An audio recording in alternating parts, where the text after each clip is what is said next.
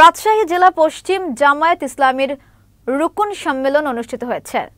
শনিবার বিকেলে রাজশাহী জেলা পরিষদ মিলনায়তনে এই সম্মেলন অনুষ্ঠিত হয়। সম্মেলনে প্রধান অতিথি ছিলেন কেন্দ্রীয় জামায়াতের নায়েবে আমির এবং সাবেক এমপি অধ্যাপক মুজিবুর রহমান। তিনি বলেন, বর্তমান সরকারকে সংস্কার করার জন্য সময় দিতে হবে, তাহলে দেশের জনগণ ও রাজনৈতিক দল অন্তর্বর্তীকালীন সরকারের অধীনে একটি নিরপেক্ষ নির্বাচনে অংশগ্রহণ করতে পারবে।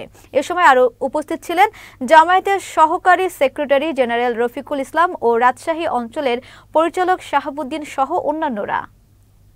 আমরা বর্তমান সরকারকে সংস্কার করার জন্য সময় দিতে চাই। কি সময় লাগবে না? লাগবে না। এই সময়টা আমরা দেব, যুক্তিসঙ্গত সময় এটা করবেন। তবে যুক্তিসঙ্গত বলার মানে অনির্দিষ্ট কিছু না, একেবারে বিরাট চলে যাবে তা না। সেনাপ্রধান বলেছেন 18 মাস, 1.5 বছর। আমরা এ ব্যাপারে মন্তব্য করতে চাই না। যদি সংস্কারের কাজ আগে সম্পন্ন হয়, আগেও হতে পারে, আর সম্পন্ন যদি না হয় তাহলে এই 18 মাসের মধ্যেই করার চেষ্টা করা উচিত তাদের।